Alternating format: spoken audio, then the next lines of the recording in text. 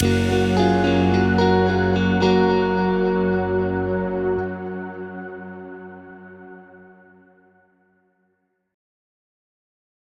before we jump into actually how to help a child grieve, I want to talk just about some of the things that people say. They're very common statements that people say that they say out of really good intentions. They really want to help.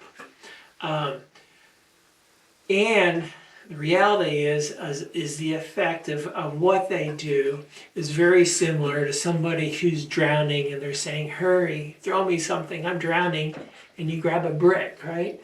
And these people, they see the person, they're sad and they're really struggling, you're like, here, let me throw you something, and we throw them a brick, and it ends up knocking them down. We don't want to do that. We really want to make sure that what we say to people who are grieving is actually helpful. So the first thing that people often say is don't cry. And it sounds something like they're there, don't cry, or we want to comfort them. Oh, it's okay, don't cry. But the message when we say don't cry is really, crying is bad, you need to stop. The reality is crying is actually very, very good for us, and crying is what heals us. When we cry, it's part of the healing process. It brings relief to those who are really dealing with grief. And so a better thing to say is, I see you're really sad, come here, it's okay, I'm here, you can go ahead and let it out. And let them cry. Nobody has ever died of crying.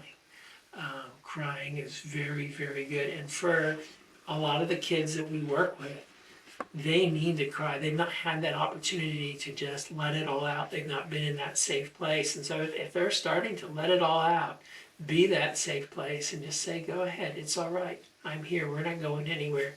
You can let it out. And that's a much better thing to say than don't cry. The second thing that people often say, the second brick that people often throw out there is don't be sad or don't cry, they're in a better place. Now it's true that they're in a better place.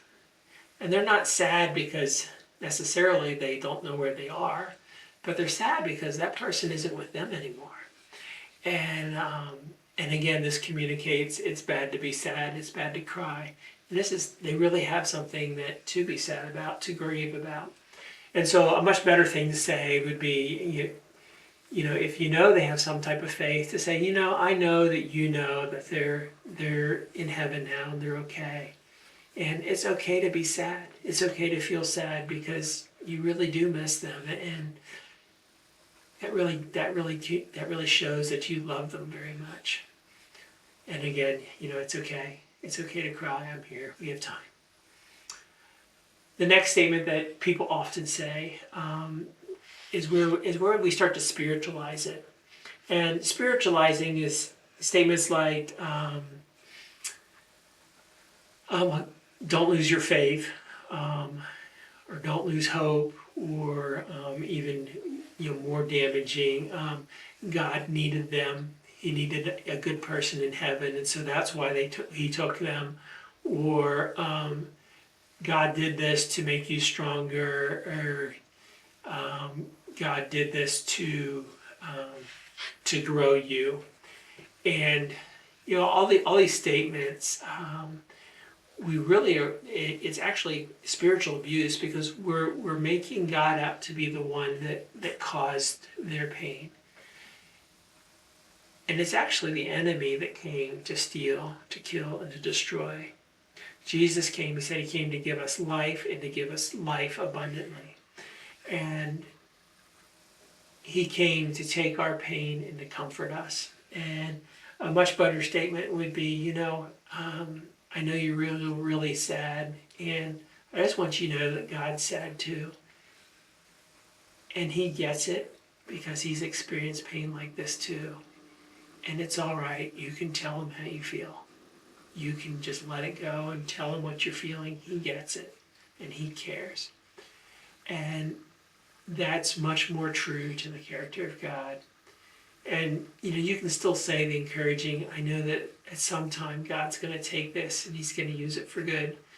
But in the initial grief, they just need to know that somebody cares. They need to know that God cares, that they can trust him. And that's the important message that you want to be giving them about God. The next statement that people often say is, they'll say, we can get you another one. And this is kind of the replacement thing. So a dog dies and we can get you another dog, or we can get you, another fish, or we can get you another whatever they lost. But the new thing will never replace the old, what they had. All the memories that came with it. Even with a cell phone, we can get you a new cell phone. But yes, all the memories are with their cell phone. And so it's just not as easy, and it's not healthy, because you want children to be able to learn to grieve. And with this replacement, you're saying, don't be sad, don't be attached to things. Just remember, you can always replace them. Don't be attached to people, because you can replace them, and we can. So, a much better message might be, I know we can get another dog, but he will never be like Spot. Spot was just a special dog. And go ahead and talk about what the special memories were. And that's a much better thing to say than, we can get you another one. Another thing that people often say, they'll say things to minimize the loss, well, at least you can still walk, or at least, you have another grandma, so you haven't lost both your grandmas, or at least, and that again, that almost puts a little bit of guilt there, but it gives a feeling of that being sad is something I shouldn't feel because I still have something, and it doesn't address the reality of they really did lose something, and they have something that's worth grieving. Another statement that people will often say is they will minimize it with the feeling of other people are suffering a lot more, and so you'll talk about how bad it is for somebody else who has a worse problem, to minimize what they're dealing with, the grief that they're experiencing.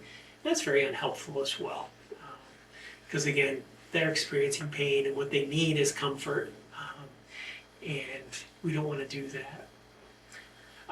The last thing I think that we often do when we see someone experience a really big loss, or they experience a tragedy, often our brain starts running through what did they do wrong, because if we can figure out what they did wrong, then we don't have to be worried about it happening to us, because we're doing things differently.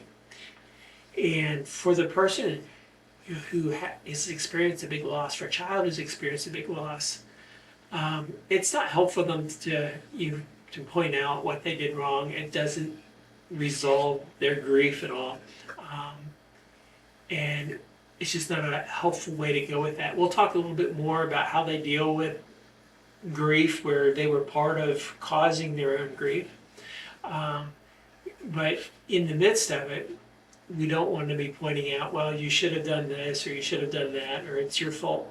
So two other things that people often say when someone is experiencing grief is, you just need to stay busy, because that'll keep your mind off of it. And when you're doing that, there's a lot of other things that can be added in, like, well, let me get you a cookie, or and what you're actually doing is you're teaching them to medicate their grief, and we don't want to do that for obvious reasons. We really want to help them be able to work through it, so that they can move on in life, but still value the loved ones and the things that were special to them. The last thing that people often say is time heals. And it's true that healing takes time, but it's not true that time heals. If I get a bad cut in my hand, it will heal in time if I take time to bandage my cut and care for it. if I ignore it and I continue to, work in the mud and use tools that are pushing on it and tearing it open, time won't heal. It'll actually make it much worse.